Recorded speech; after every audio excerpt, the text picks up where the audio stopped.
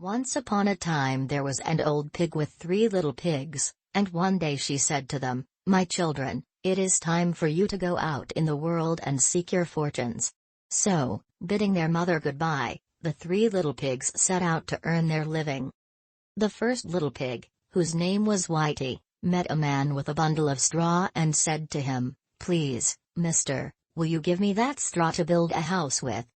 The man gave Whitey the straw, and he built himself a house with it. Presently a wolf came along and knocked at the door of Whitey's house. Little pig, he said. "Let me come in." But of course Whitey didn't want the wolf to come in, so he said, "No, no, by the hair on my chinny chin. This made the wolf angry, and he said, "Then I'll puff and I'll huff, and I'll blow your house in." So he puffed and he huffed and he blew the house in. And he carried poor little Whitey away to his home in the forest. The second little pig, whose name was Blackie, met a man carrying some wood, and he said to him, "Please, mister, will you give me that wood to build a house with?"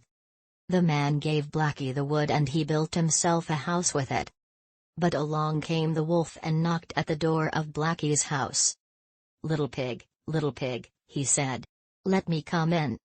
"No, no," replied Blackie in great fright. "Not by the hair on my chinny chin. Then I'll puff and I'll huff and I'll blow your house in." So the wolf puffed and he huffed and at last he blew the house in. And away he went with Blackie to his home in the forest. Now the third little pig, whose name was Brownie, met a man with a load of bricks and he said to him, "Please, mister, will you give me those bricks to build a house with?" The man gave him the bricks, and Brownie built himself a very snug little house with them. He had just finished his house when the wolf came along. Little pig, he said. "Let me come in." "No, no, by the hair on my chinny chin. Then I'll puff and I'll huff and I'll blow your house in." But though the wolf puffed and he huffed, and he huffed and he puffed, he could not blow down Brownie's house made of bricks. So he said, "Little pig, I know where there is a nice field of turnips." "Where?" asked Brownie. "Over in Mr. Smith's field. If you will be ready tomorrow morning, I will call for you and we will go together and get some for dinner." "Very well," answered Brownie. "I will be ready. What time do you want to go?" "Around 6 o'clock," answered the wolf. Got up at 5 o'clock and went out and got the turnips and was back home before the wolf came at 6 o'clock. When the wolf found that Brownie had been to Mr. Smith's field before him, he was very angry, and wondered how he could catch him. So he said, "Little pig, I know where there is a nice apple orchard." "Where?" asked Brownie. "Down at Merry Garden," replied the wolf. "I will go with you tomorrow morning at 5 o'clock and we will get some apples." But Brownie hustled and bustled around, and went the next morning at 4 o'clock to the apple orchard.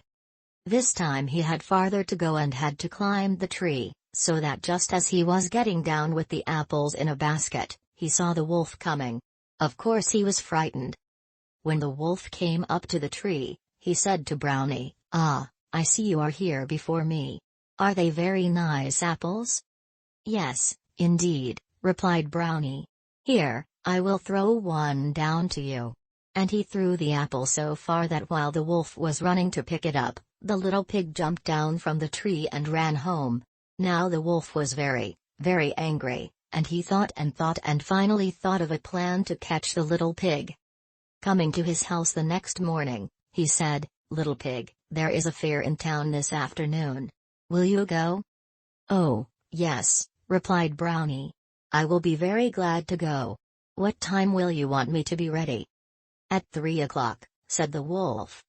But Brownie went off to the fair at 1 o'clock and bought a great big copper kettle. Alas! On the way home with the kettle, he saw the wolf coming up the hill. Poor little Brownie! He didn't know what to do. And then suddenly he jumped into the copper kettle and gave himself a push. And the kettle went rolling over and over, with the little pig in it. When the wolf saw the kettle coming rolling toward him, he was so frightened that he turned and ran back home without going to the fair. The next day he stopped at the little pig's house and told him how frightened he had been by a great, shining thing that had rolled down the hill toward him. Then Brownie laughed, and said to the wolf, "Ha! I frightened you, Mr. Wolf. I had been to the fair and bought a copper kettle, and when I saw you coming I got into it and rolled down the hill." This made the wolf so very angry that he jumped up onto the roof of the little pig's house and started to climb down the chimney. When Brownie saw this, he made a blazing fire in the fireplace and hung the copper kettle over it full of scalding water. And just as the wolf came down the chimney, the little pig pulled off the cover of the kettle and plop! Into the scalding water fell the wolf. So Brownie boiled the wolf, and then went out and rescued his two brothers, Whitey and Blackie, from the forest where the wolf had been keeping them. And they all lived happily together in the little brick house forever afterwards. Subscribe the channel.